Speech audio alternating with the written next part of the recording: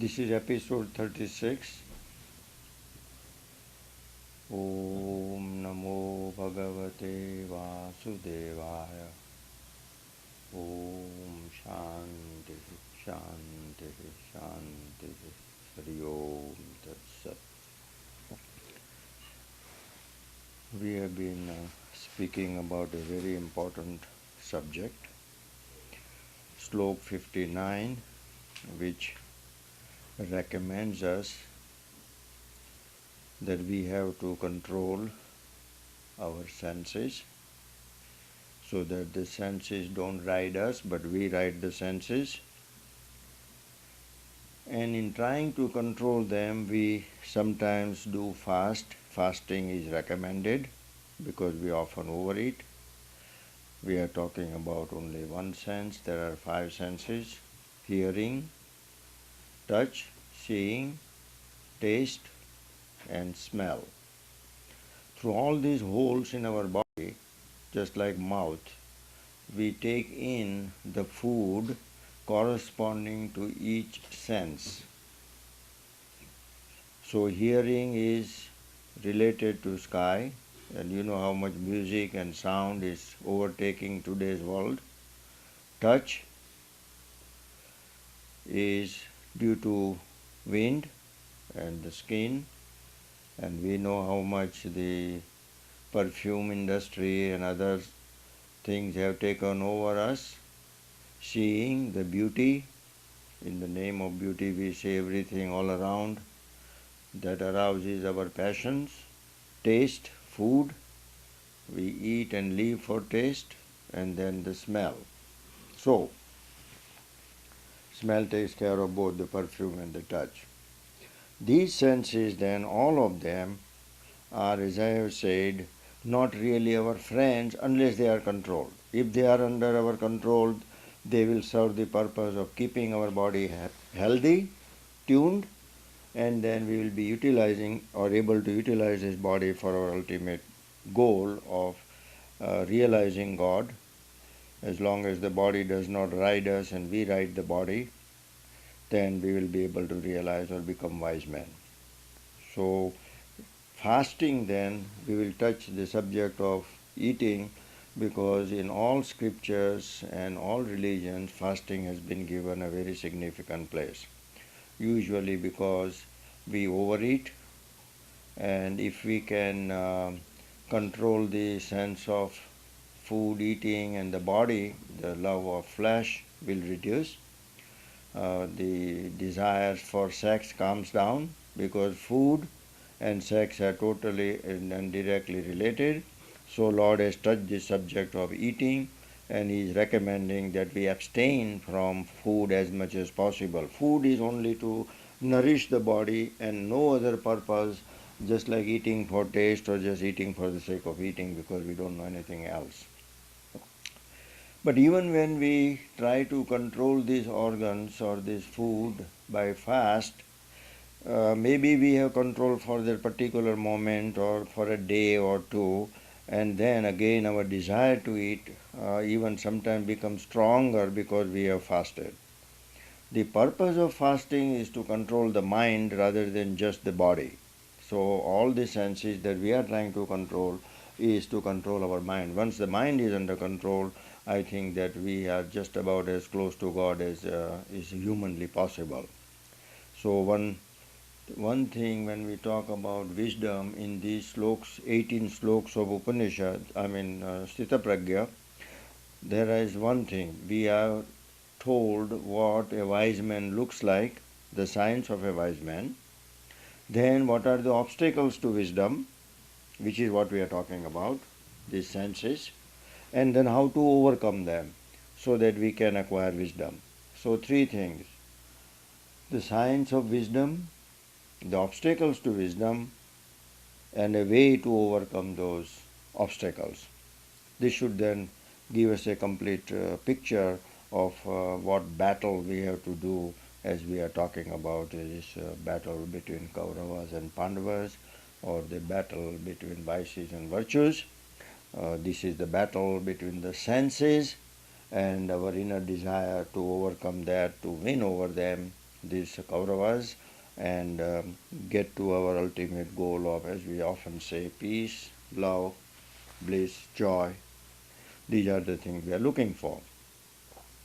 However, we say that the taste for food remains even though we don't eat, and then we'll catch up very soon. So, the idea is the only way we will benefit is if our goal is God.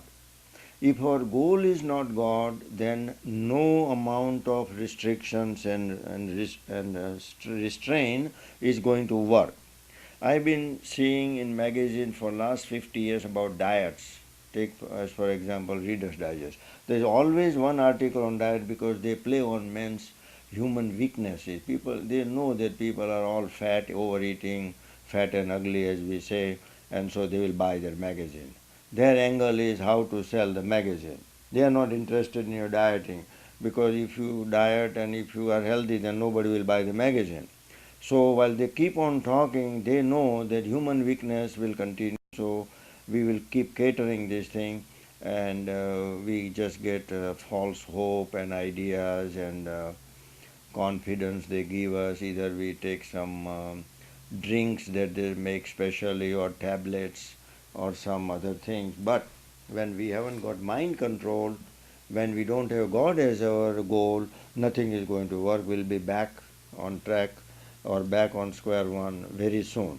That is why fasting is not working. We always say that fasting will work only if your mind is in control. But mind is not under control and not going to be under control unless our goal is God.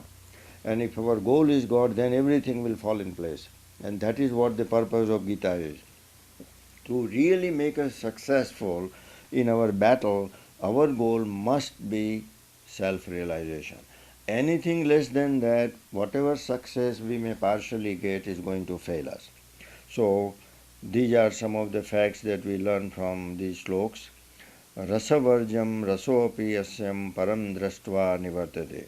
The only way the taste or the desire, the subtle desire for the senses will come to end only after realizing. Param drastva nivartate. After realizing God, then only our inner taste or our mind will come under control. So we are going in circles. Here we are trying to realize God, and we say that we cannot control the senses until we realize God. So this is something we have to go on working. Someday, by God's grace, we will realize it. We just don't want to give up.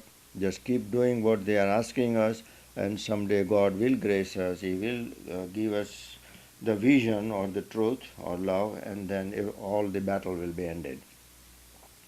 Now, this sloka, as I say, is very important, and I would like to touch upon this control of senses, the difficulties, and how great saints have gone through these fastings, and what they experience is something worthy of our attention. About 80 years ago, when Mahatma Gandhi was giving commentary, which came across me recently, and I wanted to bring to your attention what he commented on this particular sloka of sense control. He says that it is a very important verse. This verse number 59 that we are talking about, he says, is a very important verse. Now, Mahatma Gandhi himself was a saint, he was a wise man. So, we must listen to what he has to say. It is a very important verse. I kept thinking on it the whole day. 400 or 500 years ago, in Europe and Arabia, they attached great importance to mortification of the flesh. In the time of the Prophet Muhammad, prayer, fasting, and keeping awake at night were considered essential for subduing the nofas. And nofas really means it's a good word that denotes all the senses that we are talking about. They are all put collectively together. It simply means desire, controlling the desires. The Prophet Muhammad was often awake till 2 or 3 after midnight and was never particular when and what he ate. It was not merely that he kept the rosa or fast, that was necessary for everyone to keep, even for people engrossed in the worldly affairs. The prophet, however, undertook a rosa fast every now and then. While one is keeping this fast, one is not permitted to take water during daytime. But after sunset, it is absolutely necessary that one must drink some water. The prophet, however, did not apply this rule to himself, and so an associate of his told him, "Since you do not eat, we too will not eat." The prophet's reply was, "No, you should, you should not fast. God sends you no such food as he sends me."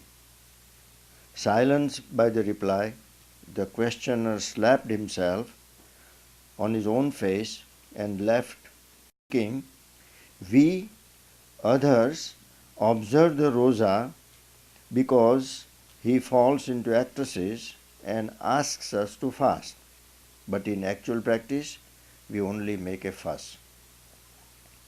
To the prophet, fasting brought happiness, for it was an occasion when he could live constantly in the presence of God. His food consisted of dates, just as in the countries like Italy where if people drink, every home has a vineyard. So in Arabia, there are date palms near every house. And when the prophet wished to eat, he plucked a few dates from these trees. Some others who lived with the prophet and served him also ate the dates. The little flour that was ground for them was also coarse. He used to keep awake for such long hours that the Bibi Sahib would wait impatiently for him to lie down to sleep. Besides keeping awake thus, he would withdraw himself into solitude so that he might subdue the senses and be blessed with the vision of God. Jesus did likewise. He lived in solitude, fasted for 40 days, and subjected his body to the utmost mortification. At the end of 40 days, he felt that he heard a mysterious voice, that God was talking to him, and that the veil which hid God from him had lifted. Those who followed him taught the same thing. There has been a tradition of fasting and prayer in Europe right to the present day. So, and even as we know, Lord Buddha also fasted so long that he almost fainted until some lady came along and gave him some milk, and he was revived. He was almost unconscious. But fasting, in any case, has been recommended by all religions, and the prophets themselves have gone through that. Mahatma Gandhi himself had gone through 21 days of continuous fasting. It might surprise us nowadays we cannot get by without one meal. That human beings can fast 21 days only on water and lemon. Water we must take. So the human body has a tremendous capacity to control itself. As a matter of fact, I have heard that in ashram there was another gentleman, Pansali or somebody, he fasted 51 days. And yet he was just as awake and conscious. I don't think that we are recommending that all of a sudden we start fasting long days, but at least we should start returning to our normal food habits. Try to eat properly, try to eat fresh foods, try to balance it, be sure it is nurturing our body rather than our lust. Most of us eat for nurturing our lust. This is one of the biggest problems. Now then, he says three things are essential for control of the senses which we are talking about. First, faith. a conviction of the necessity of subjugating the senses so strong that we would persist even if we were all alone in this belief. If nobody agrees with us, doesn't matter. We are convinced that we must fast. And food is body's nourishment, a means of keeping it alive, but it is also the cause of the senses becoming turbulent, and therefore, when it ceases to serve the purpose of nourishing the body, eating should cease or stop. So, if we want to control ourselves, I think we begin with food. And we can see the food industry has really taken over. If we start controlling food, I think half the business of food and restaurants might stop. But then I think the purpose is that we must cook ourselves our own meals. They should be fresh 3 times a day. Stale food is disease. Whatever excuses we may have for not eating fresh food, that may be all right for you, but the decision is yours. The consequences are not yours. Consequences you must suffer. So before you say, or before we find excuses that because we have to work, both of us, we don't have time to cook, this civilization is different, everybody is doing this and that, you will have million different excuses not to eat fresh food and balanced food. Well, that is fine. If you want to find excuse, God has given you the choice. You may go on finding reasons not eating, but falling sick or the body taking over you and all the disease and sicknesses that will follow, we will have to pay the price. So in this world, Lord has always given us the choice. He is not going to listen to our excuses under any conditions, whether it is about food or anything else.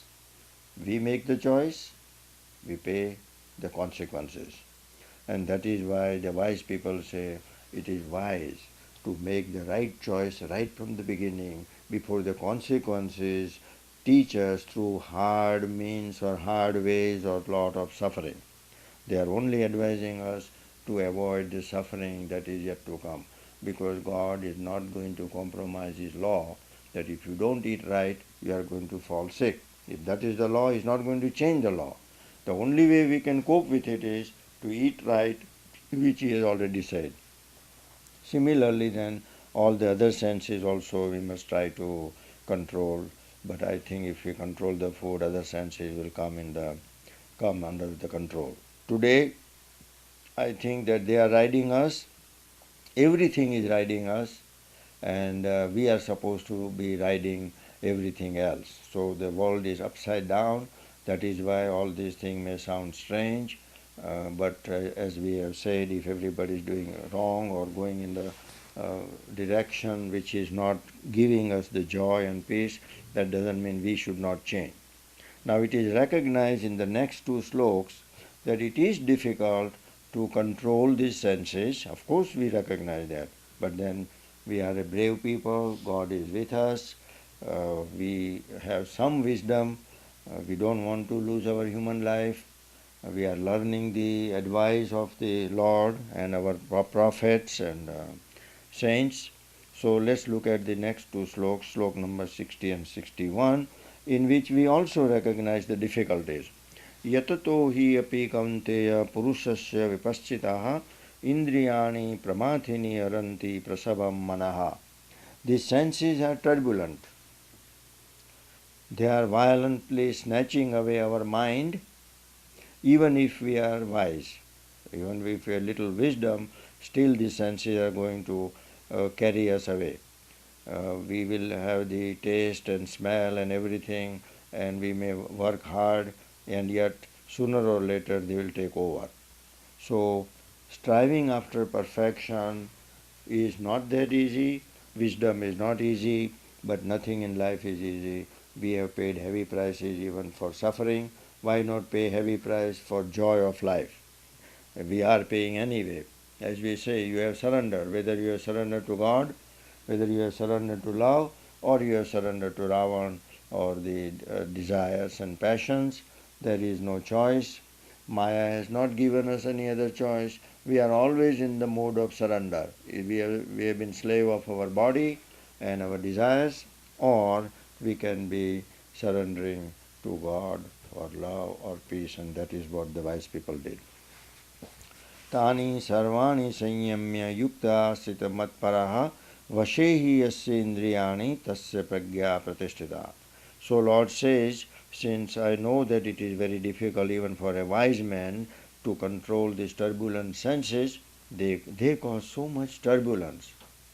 You see a beautiful girl, you see nice smelling food, perfumes, and we are already carried away. You can see the advertisement, the packaging that we see in this world today, the attractions that contrast us and attract us to a degree that before even we realize we are in it, and we might have even purchased it and spent our money or life.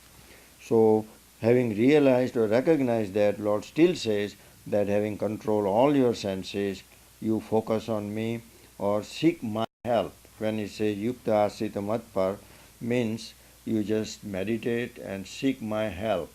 Come to me, as he says, and meditate and pray so that I will certainly come and help you. Vashehi yasya indriyani tasya pragya pratishtita. He is the wise man, and we are talking about wisdom. He is the wise man whose indriyas or senses are under control. It is as simple as that. If you want to be wise man, simply control your senses. Everything else we do, unfortunately, as we have been talking, leads us towards senses under no control at all. At least they are even helping us to be out of control. The entire culture today that we see of five senses is really splitting our mind into various directions. Nobody is helping us to focus. They are trying to help us defocus because that is the way Maya is, the ignorance, they don't know themselves, and that is the business in which we have fallen. So, Gita alone can help us, Mira alone can help us, saints alone can help us, and all their advice is going to be opposite to what we have been taught in universities or by our parents or by our dharma gurus, because they are ignorant and they simply cannot teach us because they are blind as blind as we are, and a blind man cannot lead another blind man. We have got to go those who have seen the light, those who are walking in light, those who are light themselves, and they are the saints. So these two slokas then does tell us that it is difficult. We recognize that, but that is the war. That is the job of brave people, and those who listen to this message are brave people. At least they know that they want to do something. They have come here to hear something that is against their beliefs, what they have been taught, and it is very difficult for us to accept anything that is going against our nerve. Against all these years and all these births, we have been told that it is good to enjoy life and to use these senses for our bhog or our passion satisfying. Everything in the universities and the world, what is taught, is totally opposite, and we need to correct it, refocus our goal. It is not the goal of money and lust and greed, but it is our goal to be peaceful, to love God, and to find joy somehow in this world which is all around us. And that is what our continuous effort is here in these discourses.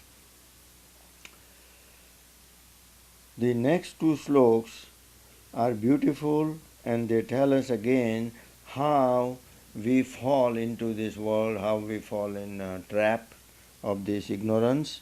Dhyayato vishayan punsa sangasteshu upajayate sangat sanjayate kama kamat krodha vijayate क्रोधात् भवति सम्मोह सम्मोहात् स्मृति विभ्रमः स्मृति भ्रंशात् बुद्धिनाश बुद्धिनाशात् प्रणश्यति.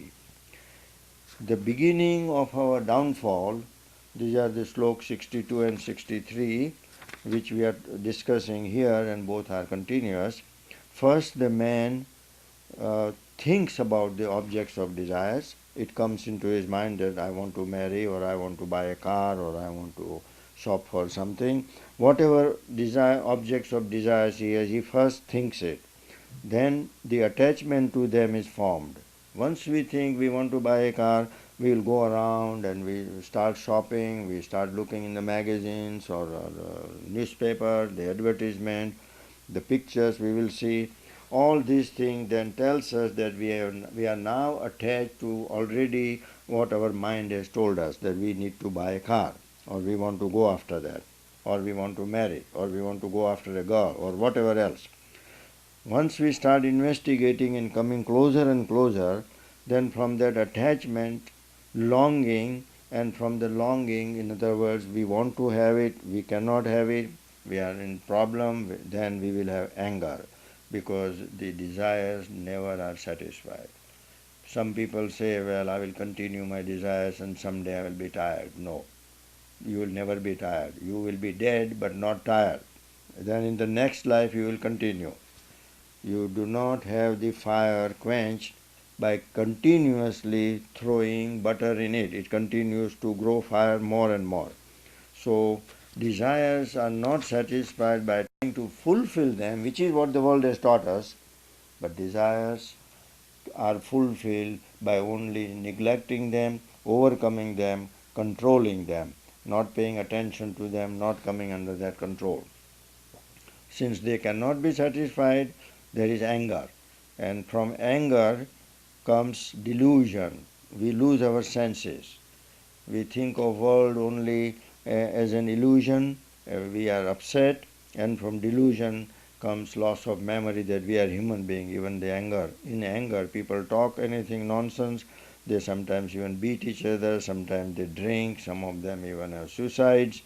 So anger can do anything under depression and other things. We lose that we are human beings, that we shouldn't have even talked or desired these things. And from the loss of memory comes the ruin of discrimination or intellect or our ability to distinguish between right and wrong. And then from that loss of discrimination, human being is no more a human being. I don't even want to call him an animal. He is dead. He is a living dead who cannot discriminate between right and wrong. So these 8 steps of coming down from our high status of a human being into death, it all starts with the senses attracting us towards the object of desire. And there is so much of this has been given or discussed in Upanishads and all scriptures that we will have to meditate on this. We can see the things that are happening to our teenagers, to our young people, even to the middle aged people. We shall be talking about this topic in the next episode. What happens when our senses are not under control? We are not taught the importance of it. Nobody is helping us. As a matter of fact, the entire culture is helping not to control them so that their business continues. And we continue to suffer and we become slave of them. Om Namo Bhagavate Vasudevaya. Om Shanti Shanti Shanti. Hari Om Tat Sat.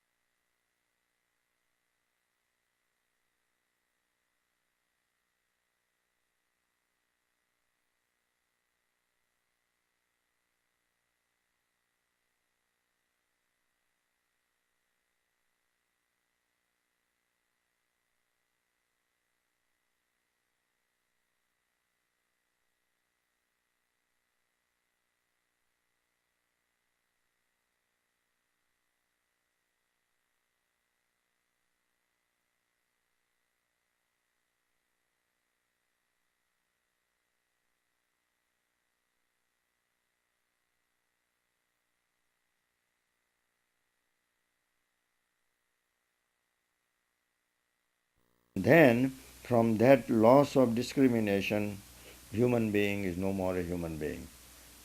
I don't even want to call him an animal. He is dead. He is a living dead who cannot discriminate between right and wrong. So, these 8 steps of coming down from our high status of a human being into death, it all starts with the senses attract towards the object of desire. And so much of this has been given or discussed in Upanishads and all scriptures that we will have to meditate on this. We can see the things that are happening to our teenagers, to our young people, even to the middle-aged people. We shall be talking about the topic in the next episode. What happens when our senses are not under control? We are not taught the importance of it. Somebody is helping us. As a matter of fact, the entire culture is helping not to control them so that the business continues. And we continue to suffer and become slave of them. Om Namo Bhagavate Vasudevaya. Om Shanti Shanti Shanti. Hari